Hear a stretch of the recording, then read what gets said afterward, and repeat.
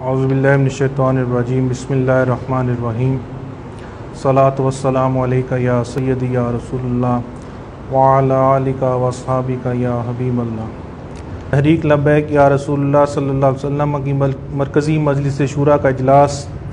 آج مرکزی سیکریٹریٹ سبزہ زار لاہور میں منعقد ہوا، جس میں ملک بھر سے اراکین مجلس شورا نے شرکت کی۔ اجلاس کی صدارت امیر المجاہدین حضرت علامہ حافظ خادم حسین رضوی صاحب نے فرمائی، جبکہ دیگر اراکین شورا میں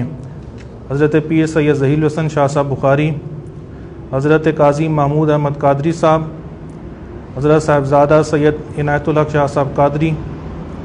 مولانا قاری محمد ادریس صاحب، شیخ اظہر حسین رضوی صاحب، پیر سید محمد سرور شاہ صاحب بخاری، مولانا محمد عامر اسلم صاحی، ڈاکٹر محمد شفیق امینی صاحب، مفتی محمد صدیق قادری صاحب، مولانا محمد اسلم خان نقشبندی صاحب، علامہ عبدالغفور تابانی صاحب، انجینئر محمد حفیظ اللہ علوی صاحب، مولانا فاروق الحسن قادری صاحب، پیر سید فضل رسول شاہ صاحب، مولانا سید محمد علی شاہ صاحب، مولانا مفتی وزیر احمد رضوی صاحب، انجینئر بلال عبداللہ صاحب اور مولانا غلام گوشت بغدادی صاحب نے شرکت کی۔ اجلاس میں کئی اہم فیصلے کیے گئے، جو مختصراً یہ ہیں: تحریک لبیک یا رسول اللہ اپنے سیاسی پلیٹ فارم تحریک لبیک پاکستان سے الیکشن 2018 میں بھرپور حصہ لے گی، اور اس سلسلے میں ملک بھر سے قومی اور صوبائی اسمبلیوں کے امیدواروں کی سکروٹنی اور انٹرویوز کا سلسلہ شروع ہو چکا ہے۔ انشاءاللہ جلد قومی اور صوبائی اسمبلیوں کے امیدواروں کا اعلان کر دیا جائے گا۔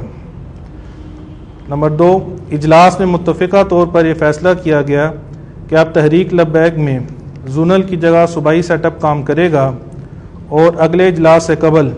صوبائی باڈیاں مکمل کر کے تنظیمی امور کو مزید منظم کر دیا جائے گا۔ اسی ضمن میں مفتی وزیر احمد رضوی صاحب کو مغربی بلوچستان کا امیر، مولانا اسلم صاحی صاحب کو وسطی پنجاب کا امیر اور پیر سید محمد سرور شاہ صاحب کو ناظم اعلیٰ منتخب کیا گیا، جبکہ مولانا فاروق الحسن قادری صاحب کو شمالی پنجاب کا ناظم اعلیٰ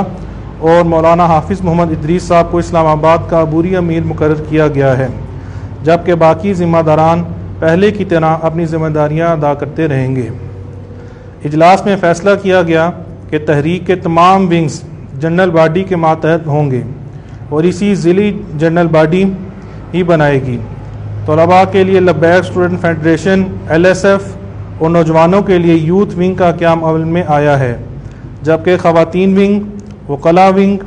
تاجر ونگ اور کسان ونگ کا قیام بھی عمل میں لایا گیا ہے۔ اجلاس میں حکمرانوں کو متنبہ کیا گیا ہے کہ معاہدہ فیض آباد پر من و عن عمل درآمد نہ کیا گیا تو راست اقدام کی تمام تر ذمہ داری حکمرانوں پر عائد ہوگی، اور ضامن بھی اس حوالے سے ذمہ دار ہوں گے۔ اجلاس کے آخر میں پیشوائے اہل سنت پیر محمد افضل قادری صاحب کی صحت کاملہ اور درازی عمر کے لیے خصوصی دعا کی گئی، اور اجلاس بخیر و خوبی اختتام پذیر ہوا۔